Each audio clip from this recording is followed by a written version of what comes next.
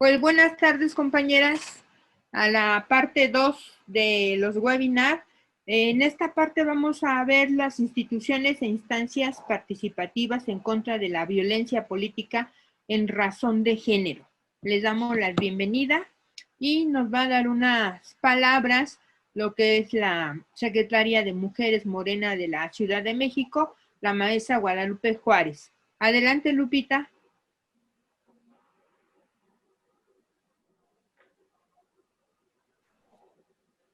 ¿Estará Lupita por ahí? Sí, nada más que tiene su micro, como nos silenciaron a todas, hay que abrírselo.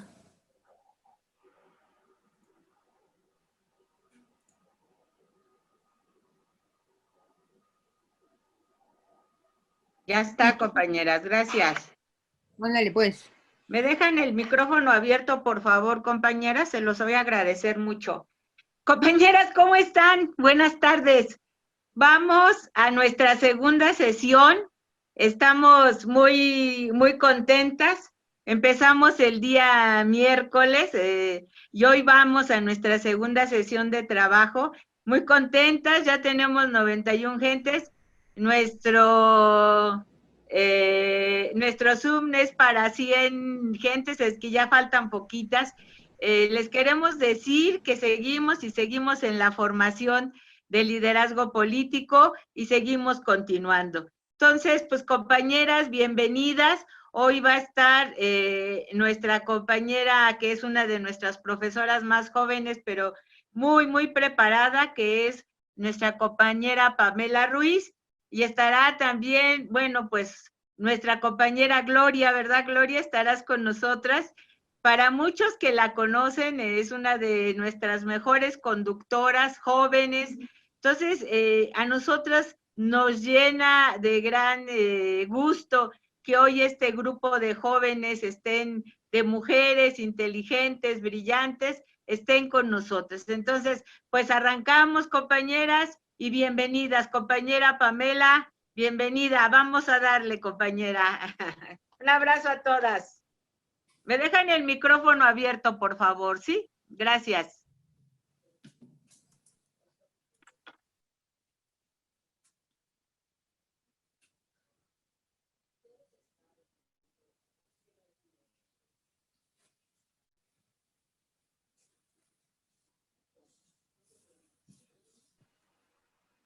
Bueno, pues vamos a dar presentación a la licenciada Pamela Ruiz Juárez. Ella es licenciada en Desarrollo Humano y maestra en Psicología, con estudios de Relaciones de Género por el CIEC UNAM, Feminismo y Género, diplomado en Violencia Familiar y Derechos Humanos por el Instituto de Investigaciones Jurídicas de la UNAM. Ha tomado cursos de género y Súmate al Protocolo de Mujeres también. Ha tomado Feminismo Radical y Pedagogías Feministas, entre otros, y talleristas desde 2016 en la Escuela Itinerante de Formación Política de Morena de la Ciudad de México. Adelante, compañera Pamela. Pam. Hola, muchas gracias, Lolita. Muy buenas tardes a todas. Qué gusto verlas por acá. Hace un rato que no las veíamos. ¿Sí me escucho bien? Perdónenme. Sí. Sí, gracias, Lola. Bueno, pues bienvenidas todas a esta segunda parte del taller de instituciones e instancias participativas contra la violencia política en razón de género. Vamos aquí a tratar el tema justamente de estas tres instancias que son, digamos, la máxima autoridad en temas de violencia política en razón de género, y vamos más tarde a entrarle a definir cada una de ellas y cómo a partir de estas instituciones la violencia de género pues tiene que tener todas estas nuevas normativas que están existiendo, tienen que ir relacionadas a la perspectiva de género. Antes generalmente se hablaba únicamente de violencia política, pero ahora sí vamos a tocar este tema ya de lo que viene entrando, que es que todo el procedimiento de las denuncias se haga con la debida perspectiva de género y la diligencia que tiene, ¿no? La no revictimización y todos estos puntos que se están tomando ahorita mucho más en cuenta. Y después tendremos, bueno, la participación de mi compañera Gloria Zárraga, que ella nos estará hablando también de otra parte súper importante que no ha sido tan vista, pero que seguimos creyendo que entre más cosas se visibilicen, pues están a favor de las mujeres. Vamos a empezar primero con las instancias participativas que no son electorales. A ver, déjenme ver por ahí la presentación que no alcanzo a ver, no estoy pudiendo ver la presentación. Aquí está, si le cambias por favor, Carito, la que sigue.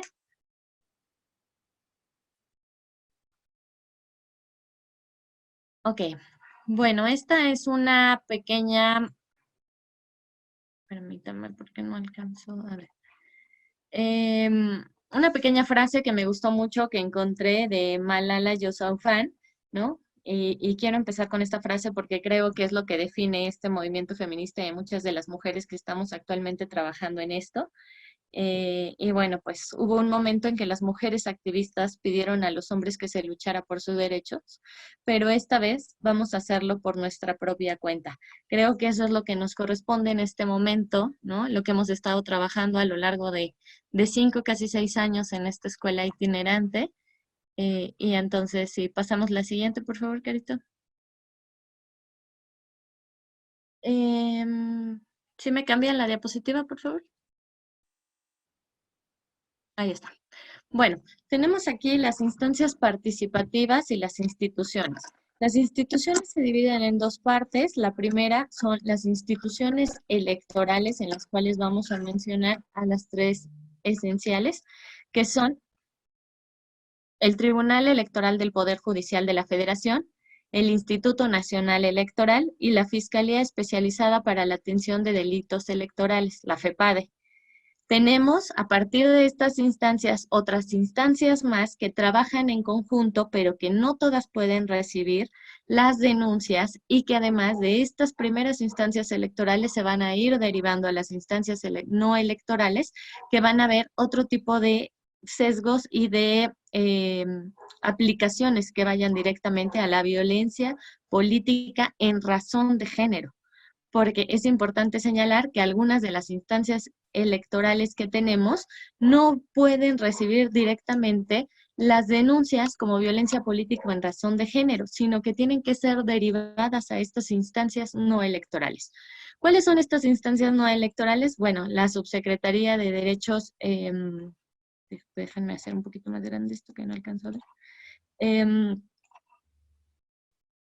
La Subsecretaría de Derechos Humanos de la Secretaría de Gobernación, el Instituto Nacional de las Mujeres, la Comisión de Atención a Víctimas, la Fiscalía Especial para los Delitos de Violencia contra las Mujeres y Trata de Personas y la Comisión Nacional para Prevenir y Erradicar la Violencia contra las Mujeres, la CONAVIM. ¿Me pasas la que sigue, por favor?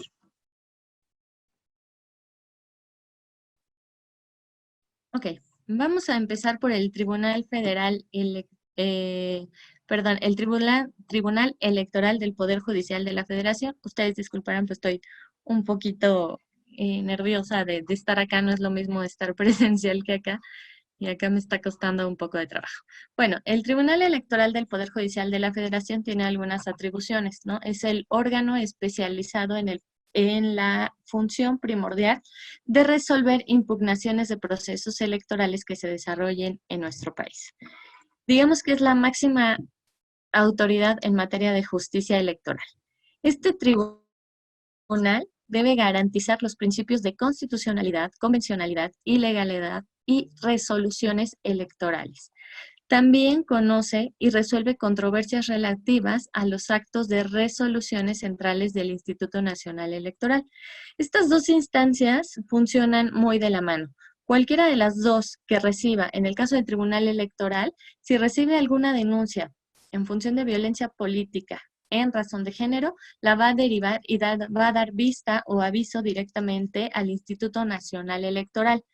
Porque todas estas instituciones deben de estar entre ellas comunicadas de las denuncias que existan, pero no todas pueden sancionar y habrá que derivar, si es específicamente en razón de género, a las instancias no electorales que ya mencionamos. El tribunal también cuenta desde 2016 con la Defensoría Pública Electoral para los Pueblos y Comunidades Indígenas. Este órgano es una dependencia técnica y autónoma que presta también los servicios gratuitamente a las defensas y a las asesorías legales de los pueblos y las comunidades indígenas que también son violentados.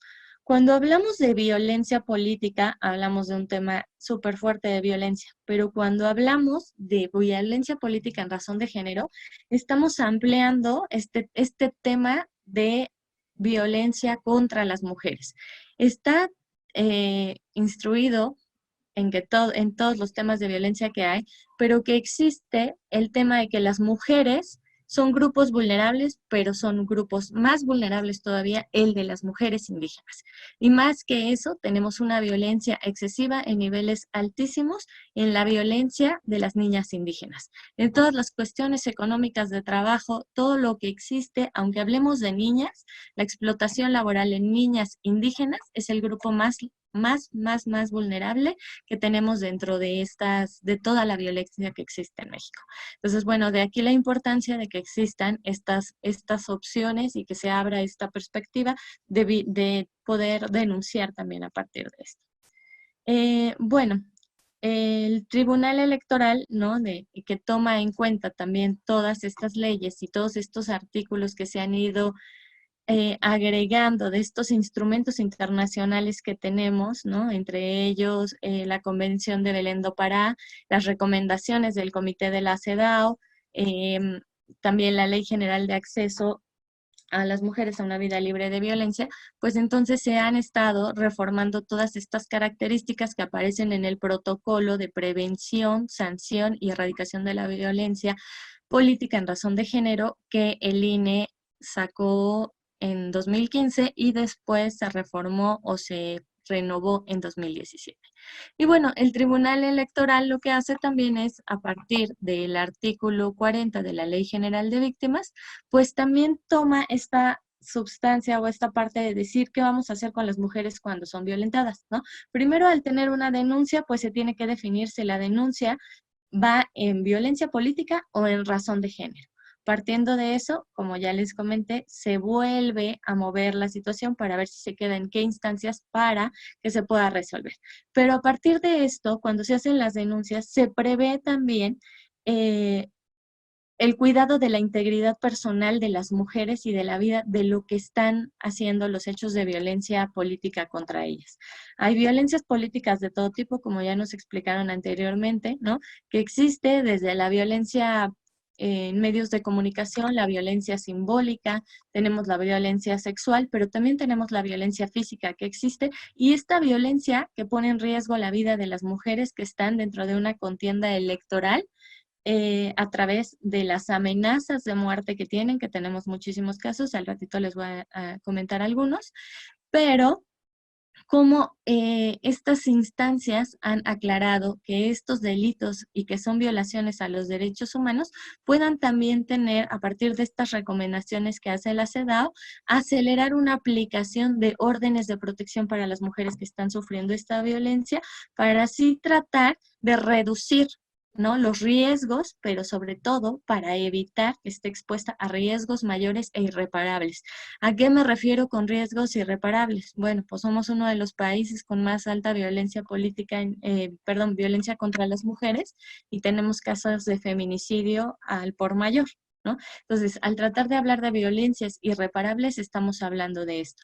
En el caso de las instancias que no son electorales, como el área de gobernación, que es la Subsecretaría de Derechos Humanos de la Secretaría de Gobernación, a partir de estas denuncias y la vista que hace el Tribunal Electoral o el INE directamente a estas instancias no electorales, se puede pedir la protección de las mujeres a través de estas otras instancias que nos van a poner en el cuidado de las mujeres que están sufriendo este tipo de violencia y que necesitan la protección de su integridad personal y de su vida privada.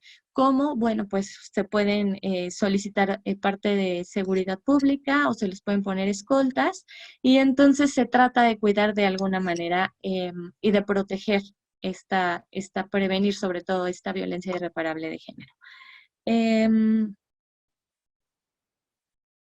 se pide, bueno, pues por eso se pide la colaboración de las instancias de seguridad, ¿no?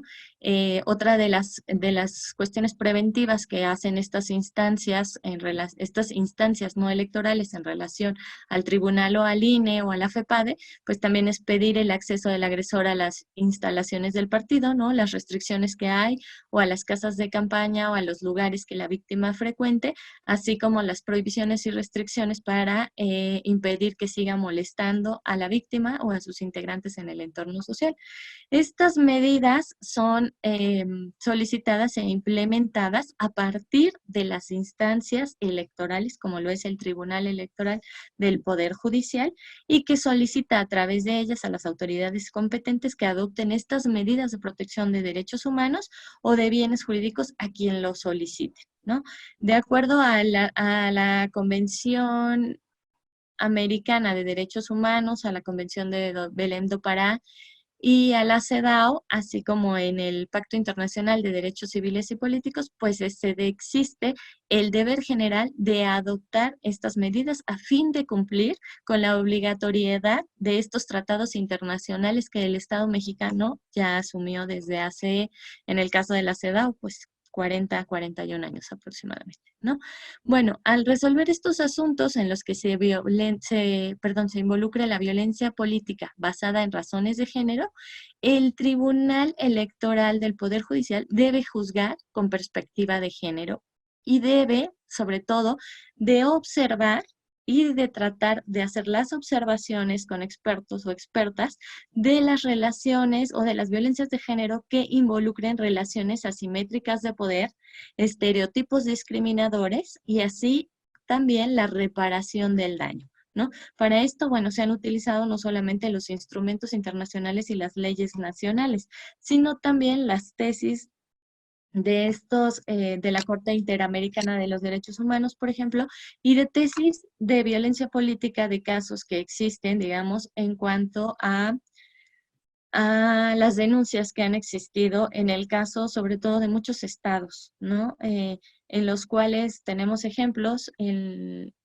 déjenme leerles uno que tenía por aquí, porque no, la verdad no los recuerdo, pero es muy significativo como esta afectación política tiene, por ejemplo, en el caso de Agustina Castellano Zaragoza, ¿no? Se constituyó un acto de violencia política en razón de género, dado que se enfatizó que por su calidad de mujer no podía ejercer el cargo que tenía, ¿no? Entonces, a partir de esto, se empiezan a gritarle que la iban a linchar en este lugar, porque, pues, ¿por qué? Porque es una mujer y en algunos lugares de México, o en muchos lugares de México, pues las viejas no nos van a mandar, ¿no? Esa es la consigna.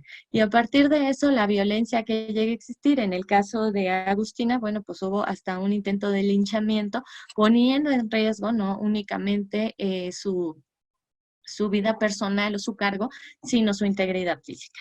Por eso es que se adoptan ciertas medidas, sobre todo haciendo caso de esto, ¿no? Bueno, ¿qué sanciones tiene el Tribunal Electoral del Poder Judicial?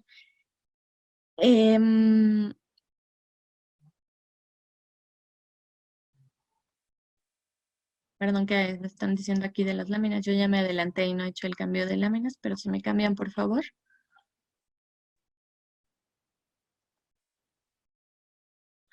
Tengo un poquito de problemas que no alcanzo a ver la presentación.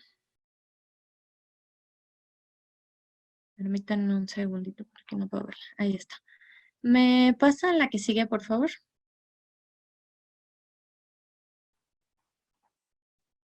Carito, ¿me pasas la que sigue? ¿O Lola? Ya está la que sigue. Gracias. Puede ordenar. Ajá. Gracias, muy amable. ¿Sabes? Bueno, las sanciones que aplica el tribunal, ¿no? Tenemos varias. Al tratar una se puede ordenar la restitución de una persona que haya sido destituida o retirada de su cargo ilegalmente sin dejar a efecto una destitución o revocar un decreto. Ordenar que se tome protesta de algún cargo para dar vista a alguna autoridad y que actúe en algún determinado sentido. Las amonestaciones más comunes y que estas son, digamos, sanciones administrativas que difieren mucho de las sanciones penales que puede haber por la violencia política en razón de género, pues son una multa, ¿no? En el caso de los partidos, la reducción del financiamiento político, la interrupción de la transmisión de propaganda política o electoral, en el caso de estas mantas o en los tiempos que aparece la publicidad en los cuales otro partido contradice pero haciendo ataques en razón de género para hacer este tema político, ¿no? La cancelación del registro como partido, la suspensión o cancelación del registro de la agrupación política, la pérdida de derecho del registro y la cancelación de acreditación como sus observadores u observadoras. ¿Me pasa la que sigue, por favor? Las cifras que menciona el tribunal es que en 2016 recibió 48 asuntos en los que se alega violencia política contra las mujeres en razón de género y el tribunal ha recibido 37 asuntos en 2017 relacionados con la violencia política en razón de género. Al día de antier todavía existía, la FEPAD estaba diciendo que tiene entre 489 denuncias a partir desde 2016, pero no todas están en razón de género. En este año, en lo que va de 2020, de enero de 2020 hasta el 28 de octubre, teníamos únicamente 39 denuncias por violencia política. Esto, bueno, dado que el siguiente año es electoral, pues veremos el incremento, no únicamente en la violencia contra las mujeres, sino en la violencia política en razón de género. ¿Me puedes pasar la que sigue, por favor? Tenemos ahora otro de los más importantes, que es el Instituto Nacional Electoral. La que sigue, por favor. Este instituto es el organismo público autónomo encargado de contribuir para la violencia política, para prevenir, atender, sancionar y erradicar la violencia política contra las mujeres, la cual se sustenta en los principios de igualdad y no discriminación, así como en el respeto a la dignidad y la libertad de las mujeres. La violencia política contra las mujeres en razón de género generalmente no configura delitos electorales, ¿no? El acoso, las amenazas, las lesiones o las destituciones de bienes y hasta el feminicidio o el homicidio, sin embargo, no están, digamos, tipificadas en la ley como parte de un delito.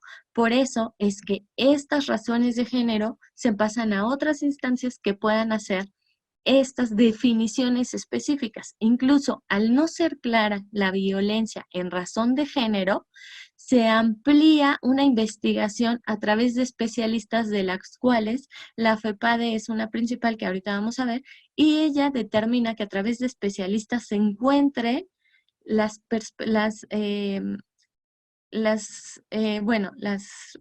se me fue la palabra, perdón, que encuentren las pruebas de la violencia política en razón de género para poder, a partir de eso, hacer la denuncia ante el Ministerio Público de manera penal y aplicar las sanciones penales que puede haber por estos delitos que no se configuran como electorales, que son el acoso, las amenazas, las lesiones, la violación, la destrucción de bienes, el linchamiento o el homicidio, sino dar vista también al INE para que le dé seguimiento, pero no son propiamente desde el INE.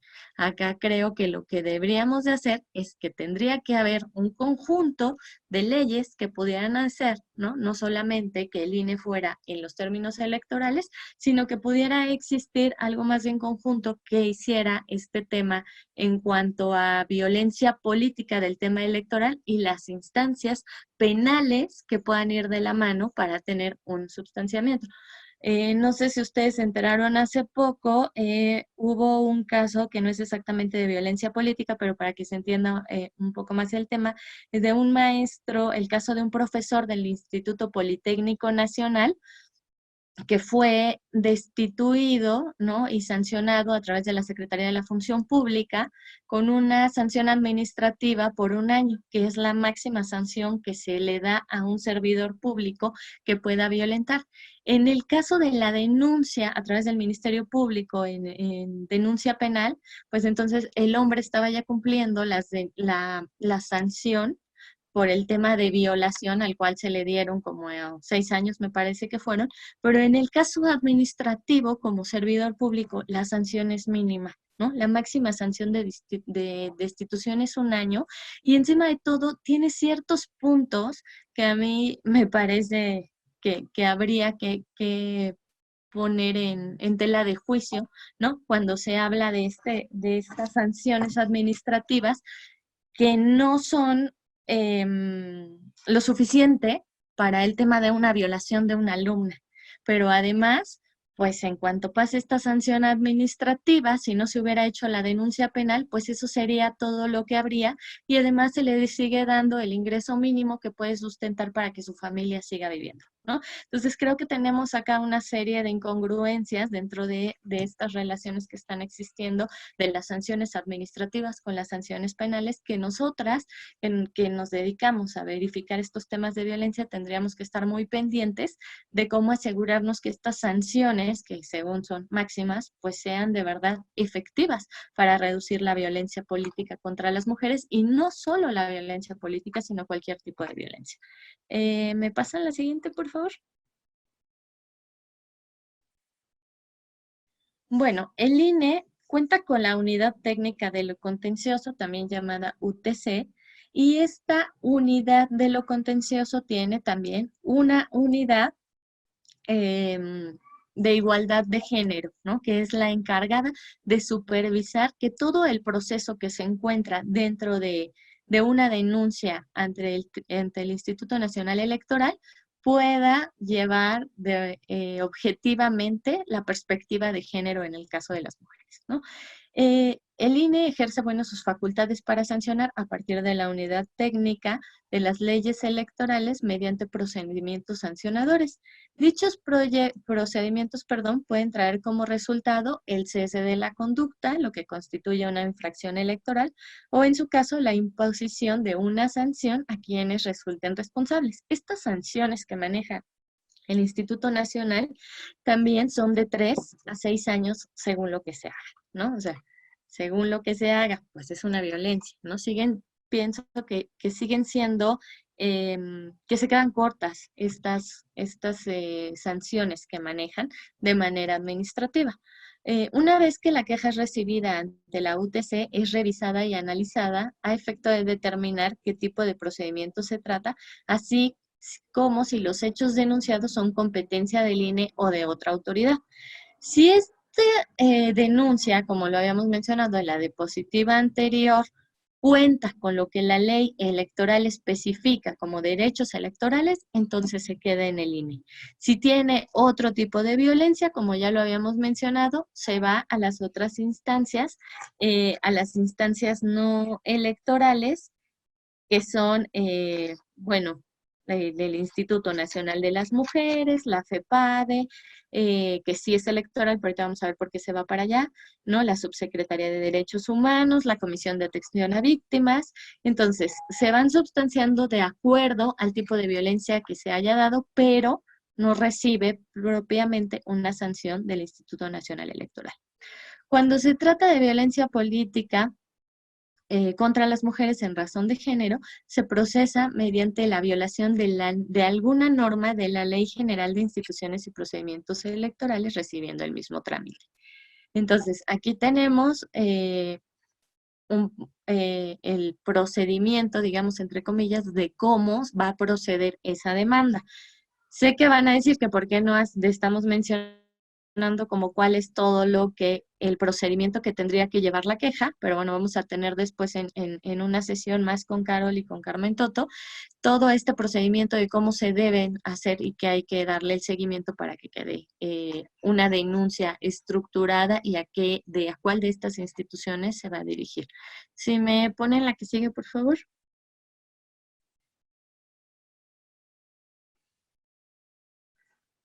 Vamos con la Fiscalía Especializada en Delitos Electorales, que es la FEPADE. La que sigue, por favor. Esta Fiscalía de la República, bueno, cuenta Bueno, tenemos aquí algunos comentarios que ahorita vamos a leer. No, bueno, vamos con la FEPADE y ahorita vamos al final a la serie de preguntas para que podamos terminar, ya no nos vamos a tardar mucho. La Fiscalía Especializada para la Atención de Delitos Electorales, o FEPADE, pertenece a la Procuraduría General de la República y es el órgano encargado de prevenir, investigar y perseguir los delitos electorales. No solamente la Fiscalía va a ir a los delitos electorales como lo es la violencia política, sino que la FEPADE también, al pertenecer a la Procuraduría General de la República, tiene ciertas atribuciones que van a permitir que se dé el seguimiento más puntual y otro tipo de sanciones en conjunto con el Ministerio Público y con las denuncias si se llegan a hacer de manera penal. Sabemos que también el tema penal es un tema súper importante porque cuando una mujer llega a hacer una declaración al Ministerio Público, pues entonces no se aplica la perspectiva de género, ¿no? Estamos hablando que llevamos la revictimización de la víctima y entonces se empieza a dudar de la declaración de la persona o de la presunta víctima que tenemos enfrente. Entonces, tenemos dos instancias en las cuales tenemos que hacer una denuncia, tenemos que declarar, tenemos que hacer 2 veces el mismo trámite para poder sustanciar de manera penal y ante el Instituto Electoral para hacer y tratar de que esta denuncia quede específicamente en razón de género, ¿no? No únicamente como violencia política, sino en razón de género. Entonces, es súper importante que todas estas instancias que están atendiendo se haga valer la perspectiva de género. Ahorita vamos a ver por qué, ¿no? Bueno, se ha puesto, aunque ellos lo dicen ahí, la FEPADE ha puesto especial atención en los hechos que pueden constituir conductas delictivas violatorias a los derechos políticos es decir, a la violencia política contra las mujeres. Pero hay que todavía, a partir de eso, hacer la aclaración y poner más atención especializada en que se pueda probar que es razón de género, ¿no? Porque una cosa es la violencia política y otra cosa es la violencia política en razón de género. Bueno, esta tarea, como lo dice aquí, no ha sido sencilla, ya que la Ley General en materia de delitos electorales aún no contempla la violencia política en razón de género como un delito electoral, lo mismo que el Tribunal Electoral y lo mismo que el INE. Sin embargo, a partir de estas conductas establecidas como delitos electorales, se ha realizado un estudio de aquellos que contienen elementos de género y que pueden catalogarse como violencia política de género con la finalidad de brindar la atención especializada integral y evitar la revictimización de las víctimas. De nuevo aquí tenemos la FEPADE tiene esta área especializada en la que, aunque no esté tipificado como violencia política en razón de género como un delito, se hace una investigación mucho más profunda que la del Tribunal Electoral o que la del INE pueden hacer en relación a estas denuncias. La que sigue, por favor.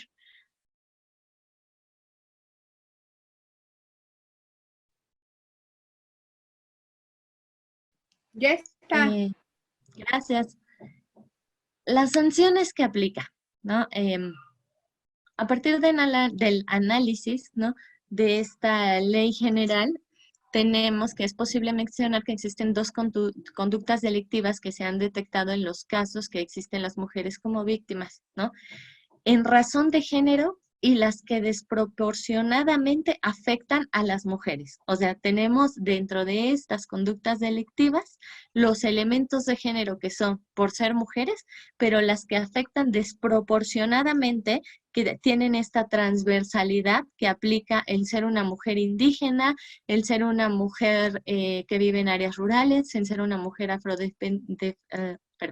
afrodescendiente, las que tienen que ver con delitos de violencia, de linchamiento, de golpearlas, de violarlas, ¿no?, de abuso sexual o de acoso sexual.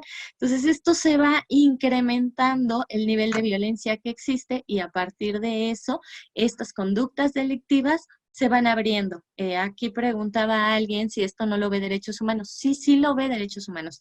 Sí se les da también el seguimiento desde el tribunal, desde la FEPADE y desde el INE se les da aviso, pero se tiene que estar, digamos, refrendando y haciendo la vigilancia continua a través de los derechos humanos. Es como si se pusiera otra denuncia para tener que darle seguimiento a todo este procedimiento que existe desde el INE, porque la denuncia se puede hacer en el INE, en cualquiera de sus instancias, digamos, a nivel local o nivel federal, pero se sigue haciendo partiendo de estas reglamentaciones que tienen. El INE avisa al tribunal que hay una denuncia, avisa a la FEPADE, avisa a Derechos Humanos, avisa a Mujeres, pero a todo esto la víctima es la que tiene que ir darle seguimiento, porque si no, pues entonces se queda, como hemos visto en muchísimos casos, el carpetazo, ¿no? Y esto hace que no se denuncie y se siga parando esta visibilización de la violencia política contra las mujeres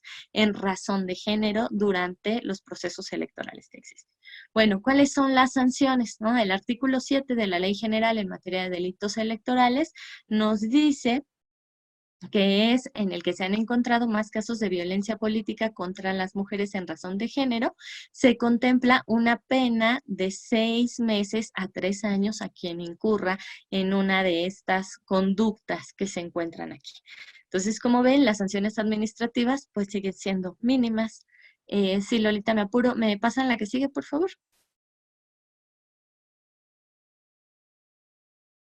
¿Qué elementos de actuación tiene la FEPADE? Bueno, pues puede actuar de oficio, ¿no? Que es lo que tiene que hacer, le va a dar seguimiento cuando tenga conocimiento de los hechos, u omisiones constitutivos de los derechos electorales en los que exista la violencia política de género. Cuando se trata de violencia política contra la mujer, la FEPADE debe actuar en todo momento con perspectiva de género y, en caso de ser necesario, pronunciarse sobre las medidas de protección que les comenté al inicio con la Secretaría de Gobernación. La FEPADE cuenta con una oficina de derechos humanos y atención a víctimas por un área especializada en la cual también se brinda el apoyo psicológico, jurídico y da protección a las víctimas y lleva el seguimiento desde los derechos humanos. La que sigue, por favor.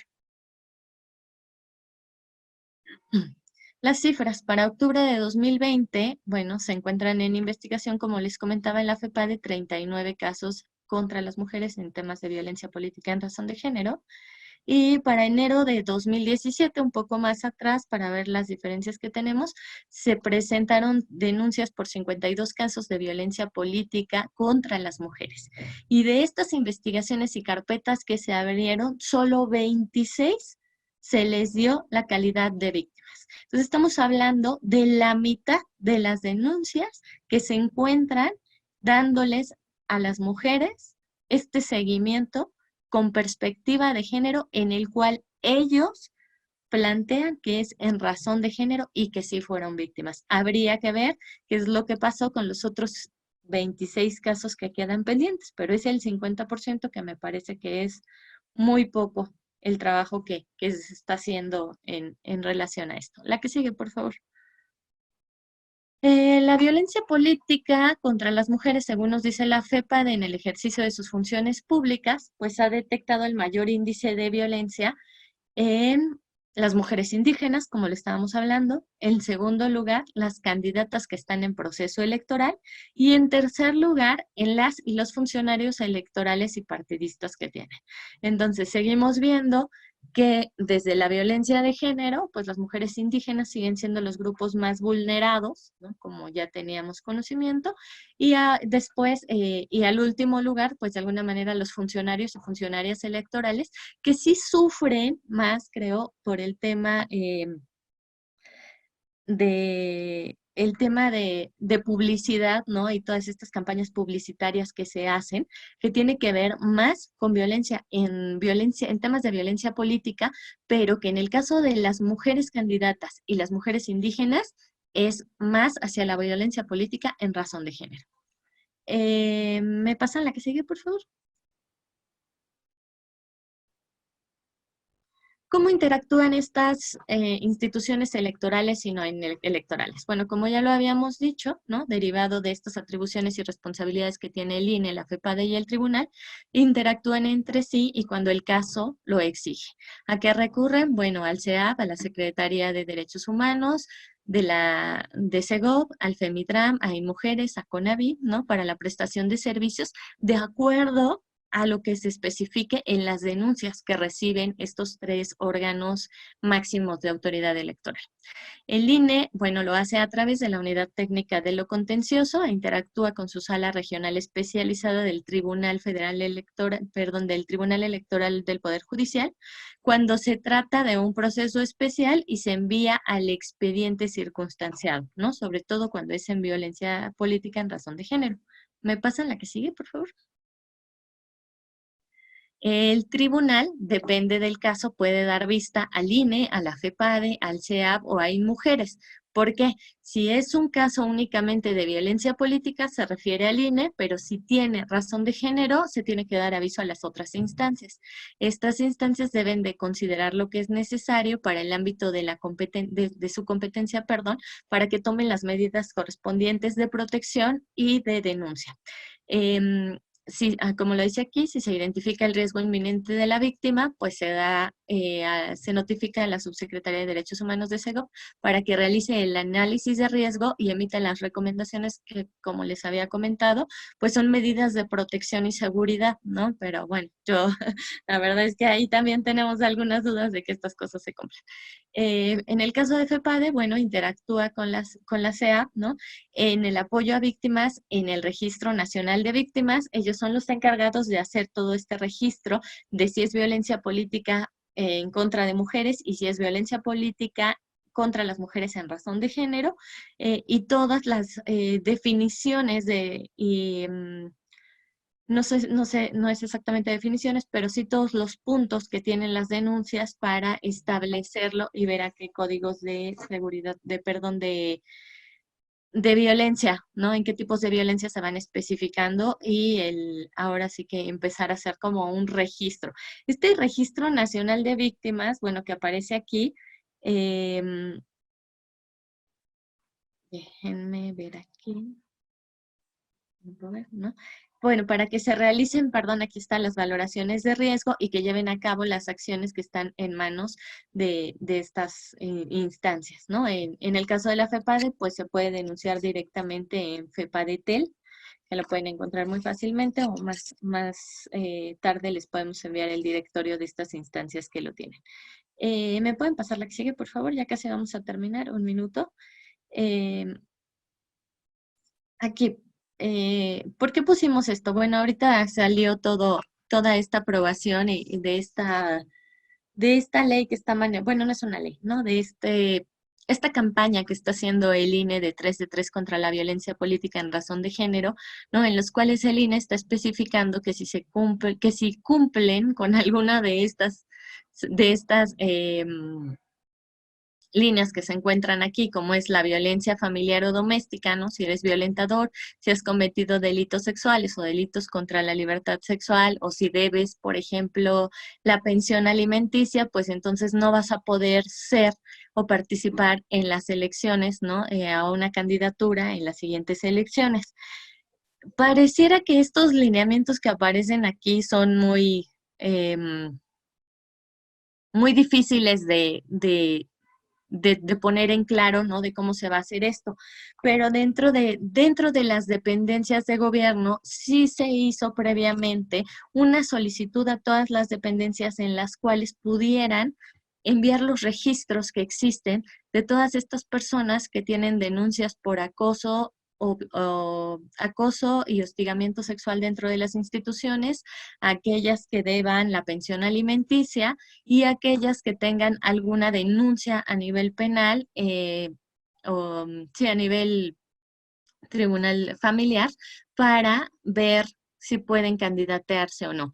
Entonces, sabemos que para la ciudadanía en general sí está siendo un tema como difícil de encontrar en dónde se puede hacer sí o no, pero dentro de las administraciones gubernamentales sí se pidió directamente desde las instancias máximas electorales que se enviaran los registros acerca de este tema, lo cual pues abre una brecha importante, ¿no? Aunque pareciera que no es mucho, sí creemos que pueda dar un paso puede ser un paso a lo mejor pequeño, pero que sí es algo que se está trabajando, que no se alcanza a observar todavía cuál va a ser la respuesta que va a tener, pero que es importante que se esté observando desde las instancias máximas de autoridad electoral estos puntos para prevenir no solamente la violencia política, sino la violencia política en razón de género.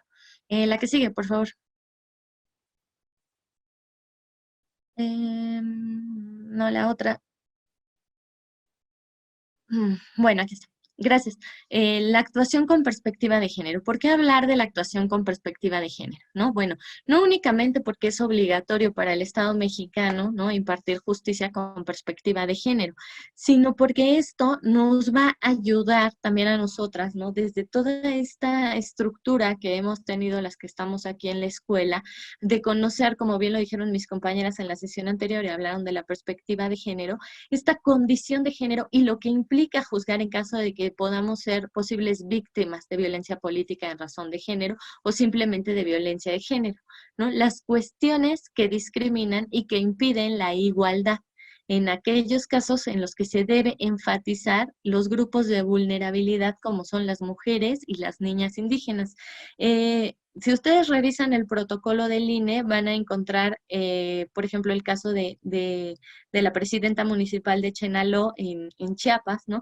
De cómo, de todo el procedimiento que se hizo para ser destituida por su cargo, ¿no? O sea, obligarte a que renuncies a tu propio cargo por razones de género, por violencias, por amenazas, o a la compañera que le fueron a dejar una corona, ¿no?, de difunto a la puerta de su casa y a su familia, y cómo estas son, en razón de género, como les decía hace rato, ¿no?, desde estas construcciones sociales y estereotipos en los que dicen, pues las viejas no nos van a mandar, ¿no? Aquí las viejas no mandan, y muchas campañas que se han hecho sobre todo en los estados, o incluso pegar fotos de mujeres desnudas, o quitar sus computadoras o quitarles sus teléfonos para poder sacar sus fotos y poder exhibirlas y decir como ella, ¿no? En el caso de otro tema de violencia política, de decir que esta mujer llegó a ser presidenta municipal en Puebla, no por ella, sino por él,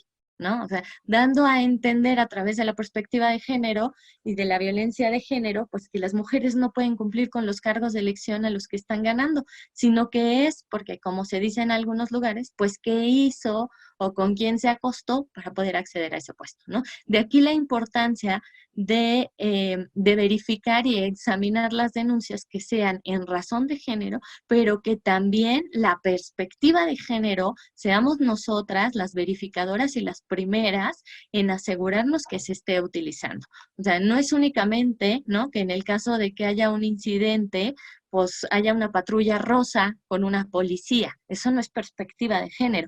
La perspectiva de género es que no te revictimicen o que tenga todas estas situaciones que van implícitas para tener, ¿no?, que no seas violentada y revictimizada al momento de las declaraciones. Ya vamos a acabar. ¿Me pasan a la que sigue, por favor? Bueno, ¿cómo juzgar desde estas instancias, ¿no? Identificar si existen situaciones de poder por razones de género que se den cuenta del desequilibrio de las partes. Esta es una de las partes más importantes que a mí me parece que hay que tener atención cuando se hace alguna denuncia, ¿no? Estas relaciones de poder que existen entre hombres y mujeres y que dadas de estas relaciones de poder de altos mandos a las subordinadas, pues tiene que ver con el hecho de decir son menos, ¿no? Son menos, no pueden, sí podemos, y entonces viene este desequilibrio, pero que no únicamente hace un desequilibrio de violencia, sino que tiene que ver con violencia psicológica, con violencia física, con todos los tipos de violencia que pueden existir. De aquí la importancia de verificar en cada una de las denuncias que haya las relaciones de poder que existen entre la persona que violenta y la persona que está siendo violentada. Después, cuestionar los hechos y valorar las pruebas, desechando cualquier estereotipo o prejuicio de género, los cuales ya mencionó mi compañera Lolita y mi compañera Toto en la sesión anterior, ¿no? Y visualizar las situaciones de desventaja que son provocadas por las condiciones de género, ¿no? Hemos visto, por ejemplo, no tiene que ver, digamos, con violencia política, pero es un ejemplo en el concurso de Miss Universo, que aceptaron a una mujer trans, y entonces cómo a partir de estos prejuicios y estereotipos de género, pues se ejercen ciertas violencias, ¿no? A estas mujeres trans que también son violentadas. Ahora imagínense si a esto le agregamos que sea pues una mujer que está tratando de hacer una campaña electoral, pues ¿qué va a pasar con ella? ¿No? O sea, ahí es donde tenemos que empezar a quitar estos estereotipos y estos prejuicios de género. En el caso del material probatorio que no sea suficiente, bueno, hay que asegurarnos de que la situación de violencia, de vulnerabilidad, discriminación por razones de género, ordenar las pruebas necesarias con expertos en género o expertas en género que nos ayuden a visibilizar estas relaciones de poder y estos estereotipos, la vulnerabilización, la violencia y la discriminación por razones de género que existen dentro de esta violencia que se ejerció sobre una candidata. Buscar la resolución justa e igualitaria de acuerdo al contexto de desigualdad por condiciones de género.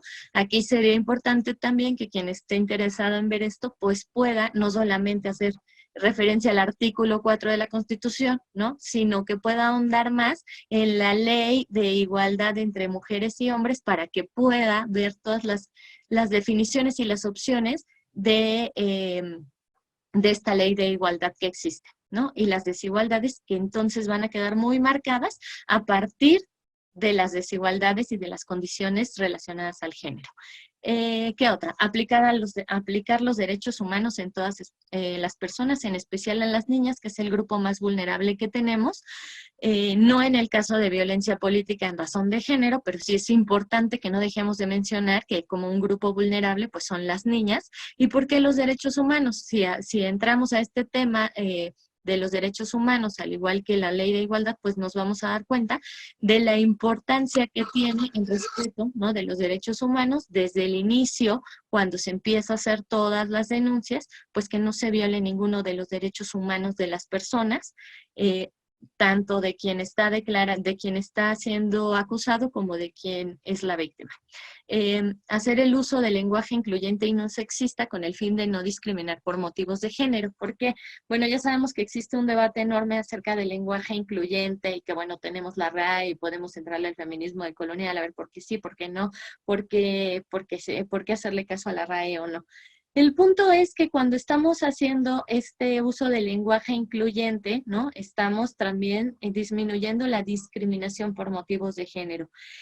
Aunque parezca un tema a lo mejor no muy conocido, pero que sí tiene que ver con todas estas instancias de la Administración Pública Federal, tenemos que se están también haciendo trabajos para que en todas estas dependencias se utilice el lenguaje incluyente, y no solo hablamos de poner la X, de poner el arroba, o de poner los pronombres les, ¿no?, sino que, por ejemplo, en el caso cuando hablamos de algún servidor público, ¿no?, no vamos a ahorrar las y los servidores públicos, ¿no?, sino ponerlo las personas servidoras públicas, ¿no?, que en este caso sería. Y entonces el ir acotando estas palabras, no solamente para hacer la definición del género, sino utilizar este lenguaje incluyente desde estas otras muchas palabras que existen en nuestro lenguaje, pues puedan quedar ahí ya visibilizadas en todas estas denuncias y en todas estas situaciones que van con el fin de no discriminar y de no visibilizar a las mujeres, ¿no?, con motivos de género. La que sigue, por favor. Bueno, pues esta es la última, ya terminé, me extendí un poquito más de lo que quería, pero bueno, muchísimas gracias por participar, por estar acá, y me parece que las dejo con Lolita.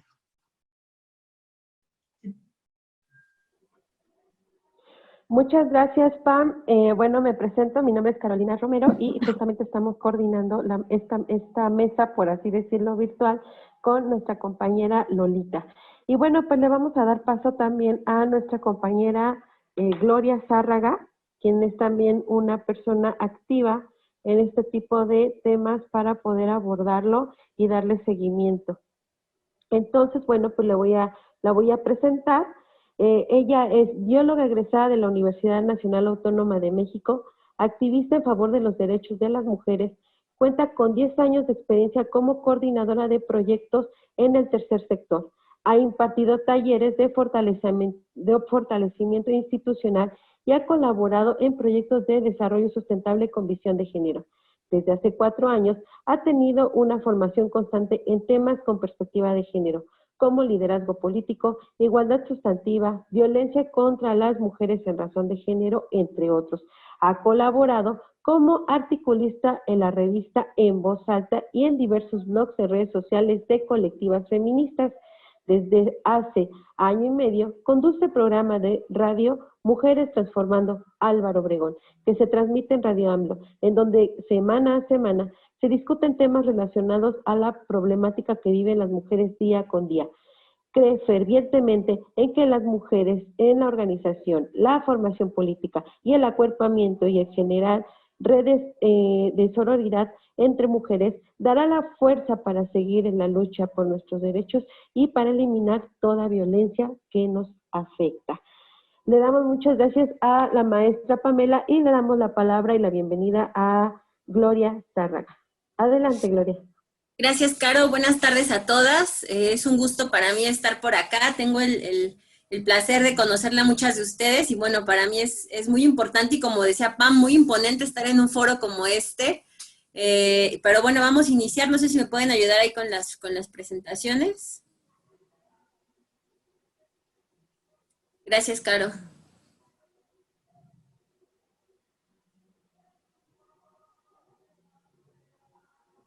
Si le puedes abrir la primera, por favor. Voy a tratar de ajustarme al tiempo para que terminemos a las 7:30. Bueno, ya Pam nos habló de estas instituciones federales que fortalecen o que más bien interfieren o más no interfieren. Estas instancias federales que con su participación disminuyen o enfrentan la violencia política en razón de género. En este caso yo voy a hablar de cómo contribuye el tercer sector para erradicar la violencia política en razón de género. ¿Me pasas la que sigue, Caro, por favor?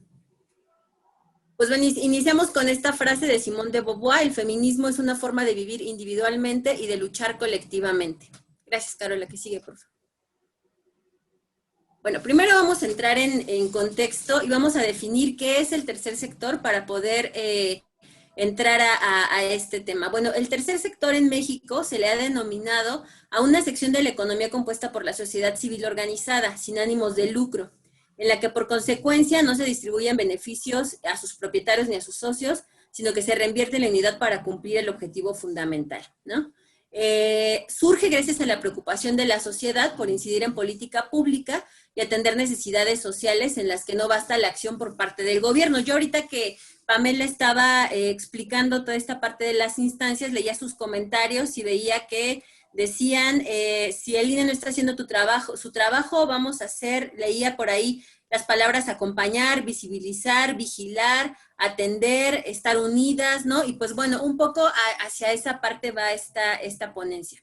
La mayor parte del desarrollo del tercer sector se dio en la década de los 60s, ya que, bueno, a ver, ubiquémonos en la época de los 60s, las que ya estaban en esa época, o lo que nos han contado nuestros papás, o lo que hemos visto en la historia, es que estaban en ese momento los movimientos sociales muy fuertes, ¿no? Aquí en México se dio el movimiento del 68, ¿no? En Cuba estaba la Revolución Cubana, estaba la Guerra Fría, ¿no? Entonces había una efervescencia social y de organización social casi que a nivel mundial. El desarrollo rural comunitario se está dando muy fuertemente la exigencia de las tierras, la defensa de los derechos humanos, las labores de asistencia o atención a la población vulnerable de manera informal, ¿no? Por ahí de los años 20, me voy a regresar un poquito, ya estaban también con gran efervescencia las organizaciones de la sociedad civil, en su mayor parte eran religiosas y ahorita vamos a ir a ese tema. Entonces, en la época de los 80 se empieza a registrar ya un mayor número de organizaciones sociales y civiles constituidas formalmente en México y su mayor apogeo fue en los 90, ¿no? La que sigue, Caro, por favor.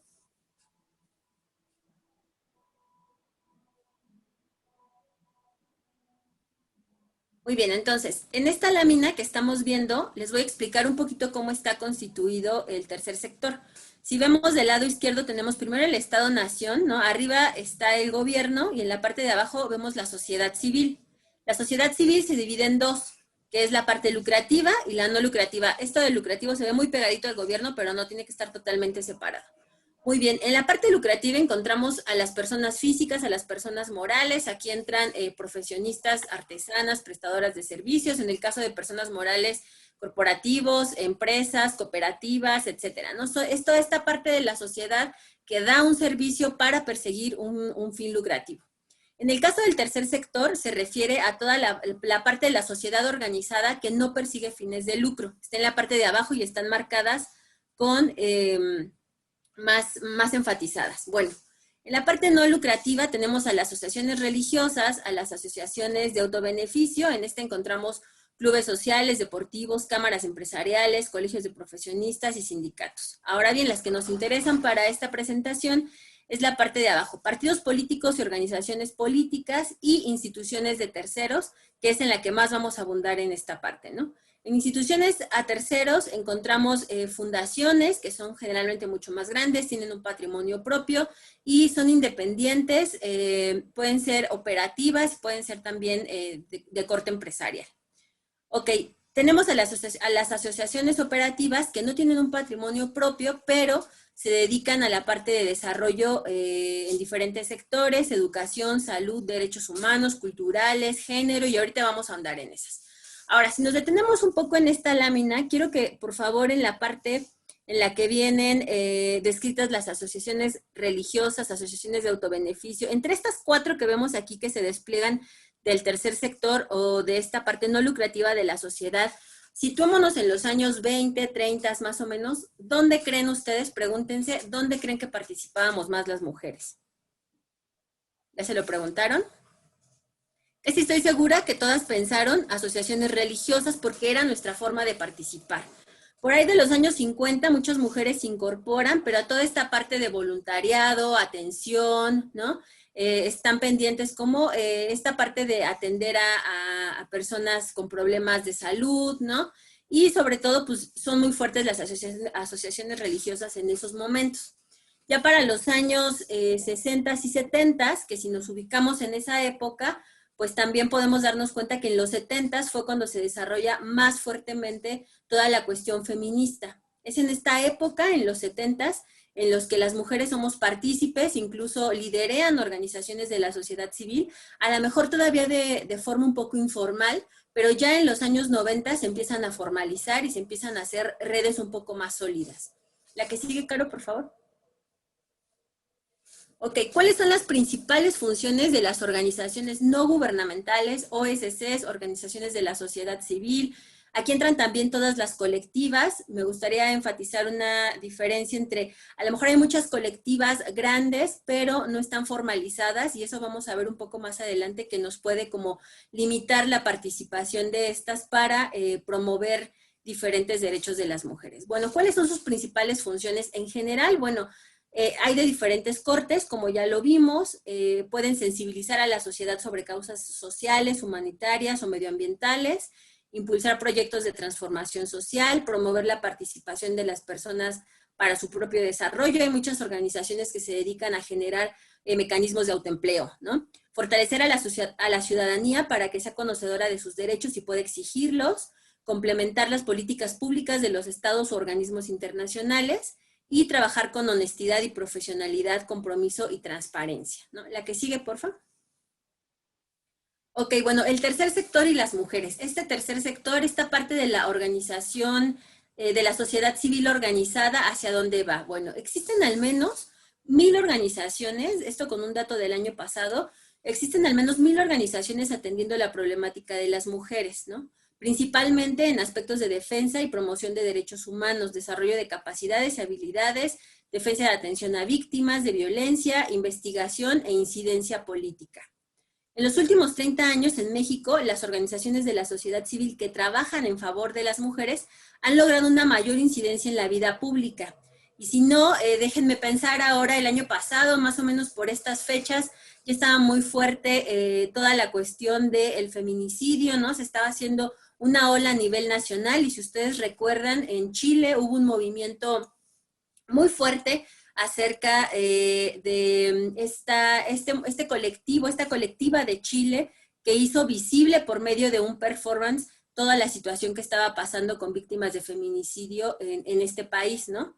No sé si recuerdan, pero era miércoles, la colectiva sacó este performance, y el sábado ya era viral, estaba en todos lados, estaba reproduciendo a nivel mundial, y pues bueno, era una forma de hacer evidente la situación por la que estamos pasando las mujeres, ¿no? En México, en muchos estados se replicó igual por colectivas, ¿no?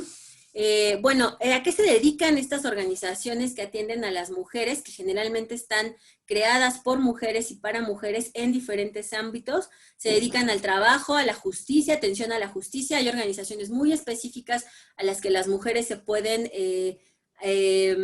acercar para, pues, poder tener, ¿no? Nos dicen aquí, no estaba muy fuerte el feminicidio, seguimos con altos números. Sí, perdón, a lo mejor hablé en pasado, pero me refería a esa época del año pasado, de cómo estaba efervesciente toda esta parte de las colectivas que hicieron visible el feminicidio a nivel mundial, ¿no? Muchos países que a lo mejor no estaban tan conscientes de lo que estaba pasando en esta parte del hemisferio, empezaron a voltear, ¿no? La que sigue, por favor, Caro. Ok, bueno, de este tercer sector de las mujeres, ¿me regresas tantito a la anterior, por favor? De este tercer sector que se dedica o que está enfocada al trabajo de las mujeres, puede ser a lo mejor que se dediquen a generar autoempleo para empoderar a las mujeres en la parte económica, a lo mejor impartir justicia. Hay abogadas que están organizadas para atender a mujeres en diferentes ámbitos. Hay áreas de acción en la educación también. Hay refugios de víctimas de violencia. Estos han sido muy fuertes desde los años 90, ¿no? En donde se empezaron a crear para poder atender a las mujeres que sufren violencia intrafamiliar, ¿no? Bueno, también hay otras que se dedican a toda la parte psicológica, ¿no? De salud. Y hay mujeres también que tienen estas organizaciones de la sociedad civil en las que imparten talleres, hacen investigación, talleres enfocados a violencia de género, ¿no? Y pues esto suma muchísimo para atender a poblaciones a las que a lo mejor el gobierno no podría llegar en diferentes temas, ¿no? La que sigue ahora sí, Caro, por favor. Ok, bueno, en esta parte del tercer sector hay temas prioritarios, ¿no? Para las organizaciones de la sociedad civil. El 50% de ellas se dedica a temas en general, todos estos que les acabo de contar. Pero este dato, que es del Instituto Electoral de la Ciudad de México, separa a las organizaciones de la sociedad civil que se dedican a atender la violencia en diferentes aspectos, ¿no? Y el 21% restante se dedica a otras funciones. ¿Por qué creen que el 29% está separado y que se dedica a atender la violencia? Bueno, es porque la violencia sigue siendo un tema que nos afecta a todas de forma muy, muy fuerte. Las estadísticas siguen muy alto. Ahorita les voy a presentar algunas, y como nos mencionan en el chat, el feminicidio cada vez va más a la alza, ¿no? Hablábamos el año pasado de 10 mujeres asesinadas todos los días. Hace unos días leí que ya estábamos en 11%, 11 mujeres asesinadas todos los días. Entonces, pues bueno, estos datos nos hacen que cada vez más la sociedad esté preocupada por atender esta parte de la violencia, ¿no? La que sigue, Caro, por favor. Ok, bueno, ahora les voy a pedir que reflexionemos un poco. No sé si ustedes vean bien, pero en la parte de abajo no se ven las preguntas. Ahorita se las voy a leer. A ver, tenemos aquí mujeres de muchos estados, de diferentes niveles de gobierno. Hay incluso regidoras, síndicas, ¿no? A lo mejor amas de casa, mujeres profesionistas. Les voy a pedir que leamos estas 3 preguntas y reflexionemos un poco para poderles dar una respuesta. Si una síndica en el estado de Veracruz es señalada en redes sociales por su complexión física, ¿esta violencia afecta a una estudiante universitaria de la Ciudad de México? Pensémoslo un momento y quiero que me ayuden con sus respuestas en el chat, por favor. Otra pregunta. ¿El uso inadecuado de los partidos políticos del presupuesto destinado a la capacitación, promoción y desarrollo del liderazgo político de las mujeres afectará a una ama de casa indígena del estado de Oaxaca? Ok, pensémoslo. Que una mujer en una alcaldía, en la alcaldía de Iztapalapa, sufra violencia familiar, afecta a una senadora. Ok. Si las imágenes, ahora díganme por qué creen que les afecta, ¿no? Nos afecta a todas, Leo. Sí, nos afecta a todas. Ahorita al final de la presentación vamos a dar 3 participaciones porque estamos un poco apretadas en tiempo, pero todas me contestan que sí, que nos afecta a todas. Dice, déjenme ver, dice, lo privado es política, nos afecta a todas, por supuesto que sí, porque las mujeres somos partes de un colectivo, sí, sí afecta porque lo importante es que se castigue desde perspectiva de género. Entonces todas me contestan que sí, estamos en el mismo entendido. Toda esta violencia nos afecta a todas. ¿Por qué creen que nos afecta a todas? Si estas imágenes de una regidora en algún estado pasa en redes sociales, se normaliza, ¿no? O sea, llega un momento en el que puede ser que a lo mejor tú digas, no, bueno, a mí no me afecta porque yo vivo en la Ciudad de México, pero tú puedes estar en ese caso, en ese momento, ¿no?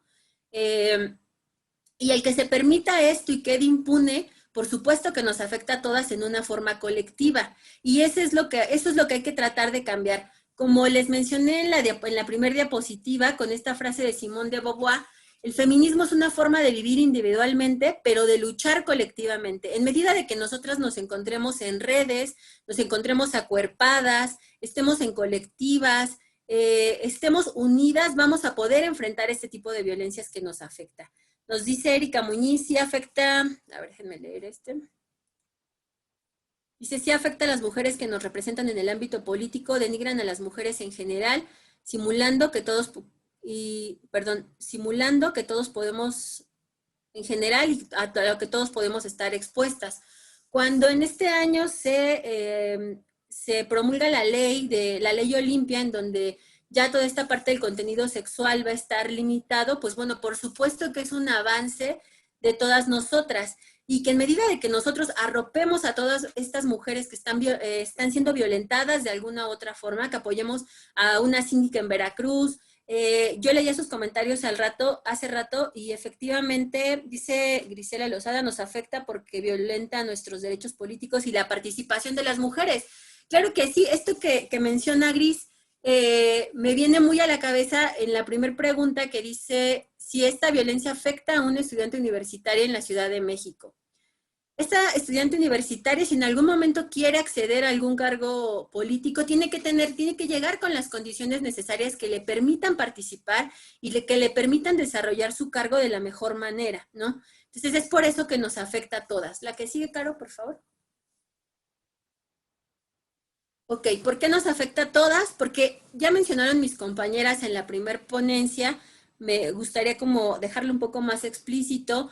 Hay 3 tipos de víctimas. Las víctimas directas, que son las que han sufrido algún daño físico o material, psicológico, ¿no? Alguien cuyos derechos humanos han sido vulnerados. Tenemos también las víctimas indirectas, que son familiares o personas relacionadas a la víctima directa, que han sido afectados en intentos de intervenir por esta persona, ¿no? Pero, ¿quiénes son las víctimas potenciales? Personas cuyos derechos e integridad física se ven comprometidos y pueden ser víctimas directas o indirectas, ¿no? Entonces, fíjense cómo entender en qué nivel, digamos, de víctimas estamos, nos ayuda a hacernos parte del problema y pues a entender por qué tenemos que ir en conjunto. El daño se generaliza y lo detenemos, también lo extendemos para control de la misma violencia, nos dicen aquí en el chat, y sobre todo el que nosotros asumamos y hagamos como que no pasa nada en Veracruz y no pasa nada en Oaxaca, y empieza a normalizarse este tipo de cosas y cuesta más trabajo a lo largo de los años enfrentarlas, ¿no? Por eso es que es muy importante lo que yo les decía en esta cuestión de poder hacer redes como mujeres, porque, bueno, una experiencia personal, a mí me hace sentir un poco más segura el saber que tengo un grupo integral, ¿no? Multidisciplinario, al cual puedo acceder y puedo ahí expresar mis dudas, en el que siento que no voy a ser criticada, que no voy a ser señalada, y bueno, ahí están todas mis compañeras, ¿no? La que sigue, Caro, por favor. Bueno, datos importantes que ya se han mencionado. No me voy a detener mucho acá, pero el 61% de las mujeres mexicanas de 15 años y más han sufrido al menos un incidente de violencia emocional, económica, física o sexual a lo largo de su vida, ¿no? Siendo la mayoría de estas en el ámbito con su pareja o en una relación. En estos casos tenemos el 43.9%, de acuerdo al INEGI. En términos de no discriminación e igualdad de oportunidades, México se sitúa en el 2017 como el quinto país de América Latina con la brecha de género más amplia. Esto de acuerdo al Foro Económico Mundial, WEF, por siglas en inglés. El diagnóstico precisa que, en el caso de las candidatas a concejalas, los tipos de violencia más reportados fueron económica, simbólica, verbal y psicológica, ¿no? Como ya los mencionó también mi compañera Pamela. En el caso de las diputadas locales, ¿no? Se destaca la violencia verbal con un 36%, la violencia económica con un 34%, la simbólica con un 17%, mientras que en el caso de las diputadas federales, la violencia verbal se registró en un 33%, hay también violencia económica y generalmente la psicológica y la simbólica, si vemos, las presentan como en datos un poco más pequeños, sobre todo la psicológica, porque también esta puede ser un tanto sutil y a veces nos cuesta trabajo verla, ¿no? Dice Mike Carrasco, un ejemplo son los colectivos de redes que son un soporte muy efectivo para nosotras las mujeres. Gracias, Maisy. La que sigue, por favor. Ok, bueno, voy a ir un poquito más rápido. Aquí son solo datos informativos. En el caso del 2017 y 2018, y les pongo estos datos porque 2017 y 2018 fueron las elecciones pasadas, pero ahorita estamos en 2020 y vamos para el 2021. Entonces, no podemos permitir que esto se replique y debemos de tratar de evitar que esto pase. ¿Cómo? Ustedes mismos lo pusieron en el chat, acompañando, acuerpando, visibilizando y uniendo fuerzas, ¿no? En el caso de las elecciones pasadas, la ciudad que presentó más casos de violencia contra precandidatas fue la ciudad de Puebla, el estado de Puebla, la Ciudad de México, Guerrero, Oaxaca y el Estado de México, y de ahí todos los estados más, ¿no? Entonces, les dejo estas estadísticas porque creo que en el momento, cuando estos datos presentan 17 y 18, pues ahorita estamos en el 2021, ¿no? Y tenemos que empezar a organizarnos, ¿no? Para frenar la violencia política en contra de las mujeres.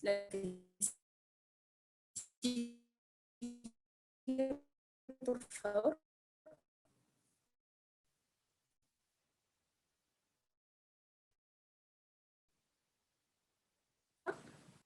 Nos dicen también aquí en el chat que este problema viene desde la educación tradicional de los estados del sur. Creo que es una cuestión patriarcal, ¿no? Que es bueno que también nosotras nos informemos al respecto, ¿no? De conocer un poco de los antecedentes históricos del feminismo para poder entender justo la situación en la que estamos pasando. Bueno, en el 2018, en la Ciudad de México, a nivel municipal, se dieron el 46% de violencia política contra las precandidatas, en el 35% fue a nivel estatal y en el 19% a nivel federal. Aquí en la Ciudad de México, por ejemplo, se dieron casos en los que tomaban fotos de las candidatas, les ponían una sarta de cosas y las repartían en las colonias, ¿no? La que sigue, por favor. Igual, aquí estadísticas, las candidatas, Pam lo mencionó hace rato, ¿no? Que las candidatas pueden solicitar medidas de seguridad personal ante el INE, y pues bueno, en el caso de las elecciones pasadas, las mujeres que más presentaron esta solicitud de seguridad estuvieron en el estado de Guerrero, seguido de la Ciudad de México, Nuevo León, Veracruz y otros estados. Pero también aquí, y yo leía sus comentarios en la presentación de Pam, ¿a qué nos lleva? Tenemos que repensar, ¿no? La forma en la que en la que leemos las estadísticas, porque también sabemos que la mayor parte de las mujeres no denuncian, ni más si están sufriendo violencia, ¿no? Y están siendo amenazadas con parte de su familia, ¿no? La que sigue, por favor. Ok, bueno, enfocándonos a este tema, ya vimos cómo la parte de las estadísticas, ¿no? De cómo las mujeres han sido violentadas en las elecciones pasadas, pero bueno, cómo la organización civil, la organización de la sociedad civil puede ser un aliado contra la violencia de género, ¿no? ¿Por qué es que las OSCs, las colectivas, pueden ser aliadas contra la violencia de género? Y bueno, lo primero, y a mí lo que más me llama la atención al investigar este tema, es que visibilizan la violencia de género y la tolerancia que rodea ese vacío, ¿no? Ese vacío de la información en estos temas. Las organizaciones de la sociedad civil y las colectivas tienen la capacidad de, por medio, por ejemplo, en redes sociales, lo que les comentaba, este ejemplo muy claro de las tesis en Chile, ¿no? En redes sociales se sube el video y a veces son horas en lo que ya el video es viral, ¿no? Y se conoce en todos lados. Analizan la problemática de diferentes perspectivas e inciden en políticas públicas. Hay muchos más puntos que podrían hacernos entender por qué las organizaciones son aliadas contra la violencia de género, pero yo dejé solo estos 3 porque me parece que son los más importantes. Si ustedes leen el segundo, dice, analizan la problemática de diversas perspectivas y pueden tener incidencia en políticas públicas. ¿Qué quiere decir esto? Bueno, no es lo mismo que yo vaya como Gloria Zárraga y presente una petición de análisis de cierto tema a las diputadas de la Cámara, a que vaya todo un colectivo, es decir, vaya una serie de firmas, un documento bien sustentado con todas mis compañeras, que a lo mejor podemos tener diferentes visiones, y se presente esta petición al Senado. No es lo mismo que vaya yo sola a que vaya con todo un colectivo, ¿no? Y esos colectivos empiezan a formar redes también, ¿no? Se empiezan a unir y podemos hacer visible mucho este tema. Por eso es que el día de hoy estamos aquí 100 mujeres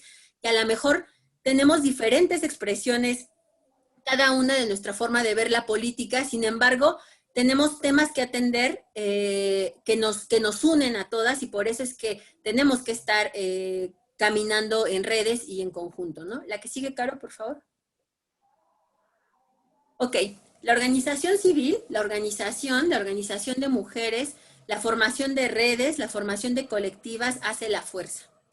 ¿Por qué? Porque las OSCs han puesto en la agenda pública la violencia basada en género, tanto en términos de prevención como de atención a víctimas, y en especial las organizaciones feministas, ¿no?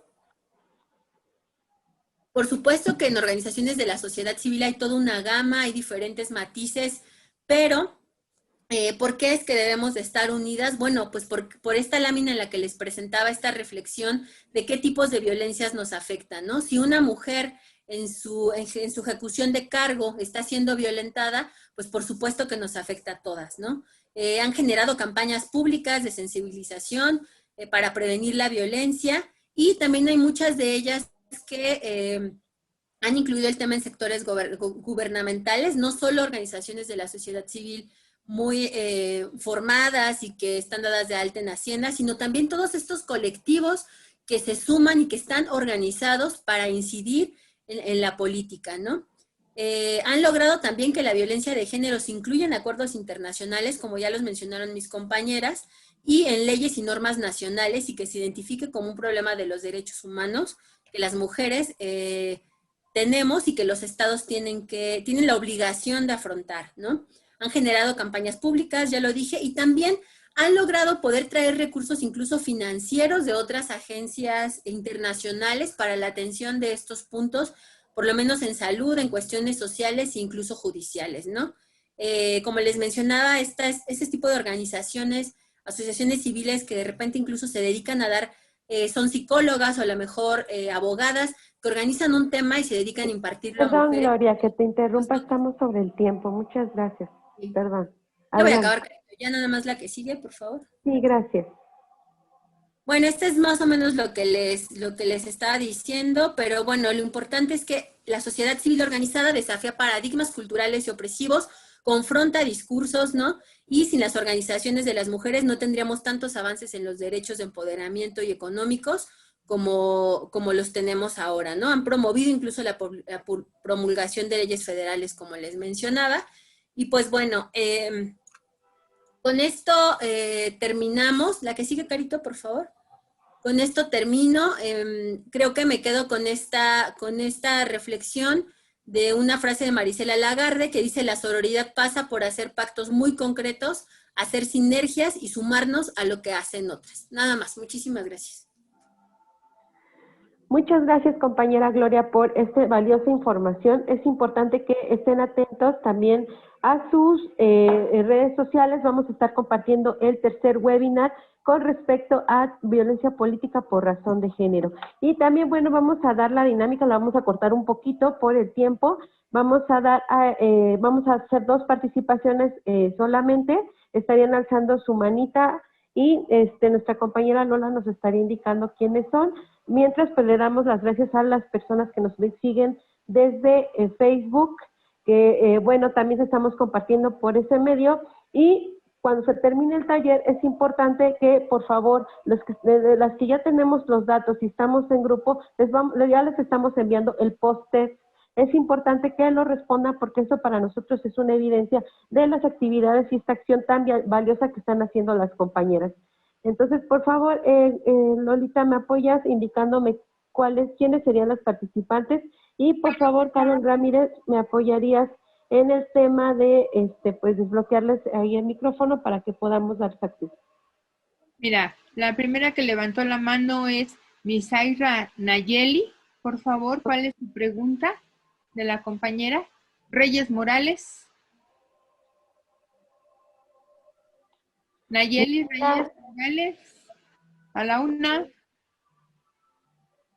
Nayeli Reyes Morales. Hola, buenas noches. No, creo que fue un error de dedo, al contrario, excelentes ponencias y excelente aclaración, sobre todo en la parte en donde nos indican las rutas de cómo denunciar ante qué instancias. Yo creo que eso nos aclara el camino totalmente a todas. Muchas gracias. Todo eso va a estar mucho mejor en el tercer webinar, que es dentro de 8 días. A ver, compañera Lidia Mónica. Nada más que si le abren su micrófono a Lidia, o Lidia Mónica, abre tu micrófono. Contreras Rivera. Sí, aquí estamos. ¿Ahora sí me escucha? Sí, ahora sí, compañera, díganos. A mí me gustó mucho este foro, y una de las cosas que para mí es preocupante y me gustaría saber de qué manera podemos apoyar, que realmente el problema de violencia se ha marcado más últimamente con las nuevas generaciones. Estas generaciones que vienen ahora sí que jalando cuando entraron derechos humanos, cuando pues la mujer, pues aparentemente esas pequeñitas que crecieron en hogares donde pues había muchísima violencia por problemas económicos, por problemas de vicios del papá, de los hermanos. Creo que son las generaciones que están teniendo esa mayor parte de problemática. ¿Por qué? Porque al arrastrar este patrón de vida, pues lógicamente a ellas se les hace fácil. Yo, por ejemplo, tengo chicas de secundaria en donde el novio le da una cachetada, le pega y dice, bueno, ¿por qué van a meter a la cárcel a mi novio? Sino que realmente al que deben de meter en la cárcel es a mi papá, porque mi papá es el que le pegaba a mi mamá. O sea, este tipo de patrones ya es preocupante, porque ahora ya no son esos golpes, esas golpes en las mejillas, sino que ya las chicas están completamente golpeadas, y lo vimos, ¿no? Que realmente esas chicas de estas generaciones son estas chicas que están defendiendo ese feminismo.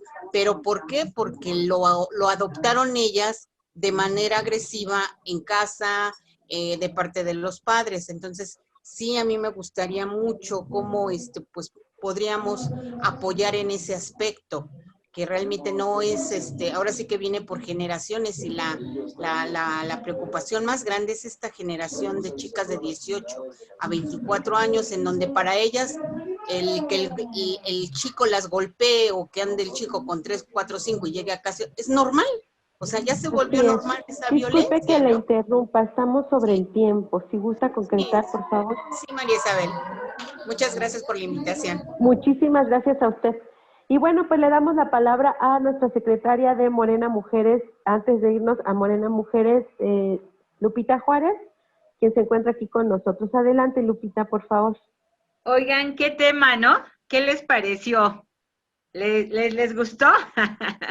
No me equivoqué, ¿verdad? Además, nuestras más jóvenes, son, bueno, y falta Caro, que la próxima semana va a estar también de ponente, va a estar muy interesante porque son muy nuestras jóvenes de esta secretaría, y hay muchas más, hay muchas más, se las vamos a ir presentando poco a poco. Son mujeres que a pesar de su edad son muy comprometidas. Yo hacía la reflexión en un taller sobre violencia política, que nos preguntaban si en alguna parte de nuestra vida habíamos vivido violencia política, y lo más grave es que todas levantamos la mano y empezamos a decir. Es decir, pareciera que el ejercicio de la política lleva incluida, compañeras, este proceso, y que yo creo que hoy el momento de visibilizarlo, de tenerlo presente, va a impedir que esto siga sucediendo. Vienen las elecciones, muchas de las que están ahí serán candidatas, algunas tenemos muchas regidoras, y yo creo que un día podríamos hacer un trabajo con ellas y vivir esta experiencia tan fuerte de violencia que han vivido. Una de las compañeras decía, y en Morena, la violencia política, y yo solamente digo, creo que estos talleres de reflexión nos van a ayudar, que en Morena, donde yo creo que ha de haber muchas cosas en todos los estados, como en la Ciudad de México, van a poder visibilizarse y vamos a poder acabar con ellos.